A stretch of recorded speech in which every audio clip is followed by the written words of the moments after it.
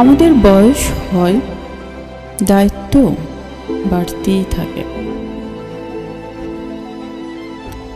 কথার মধ্যে একটা শালীনতা চলে আসে, আবেগ যে জলীয় বাষ্প হয়ে কখন আকাশে উড়ে যায়, আর বাস্তবতা ঘাড় ধরে কল্পনা জগৎ থেকে মাটিতে টেনে নিয়ে আসে। তখন আমরা হয়ে উঠি ছোটখাটো একটা রোবট। একটা বয়সের পর আমাদের সবাইকেই বড় হতে হয়, অনেক চাওয়া পাওয়ার ইতি টেনে বাস্তবতাকে মেনে নিয়ে পথ চলতে হয়। নিজের একটা উড়নচণ্ডী জীবন থাকে না?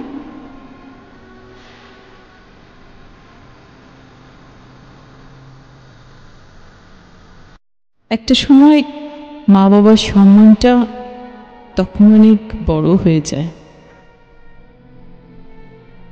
আর অভিযোগের তীর ছুঁড়ে মারা মানুষটা একদিন অভিযোগ করাই ছেড়ে দেয়।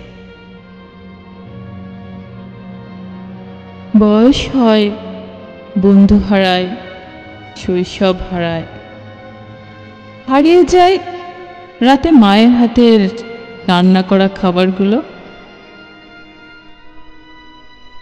যে মেয়েটা মায়ের হাতে রান্না খাবার ছাড়া কখনো খাবারই খেত না, সেও দিব্যি অন্যের হাতের খাবার খেতে খেতে অভ্যস্ত হয়ে যায়।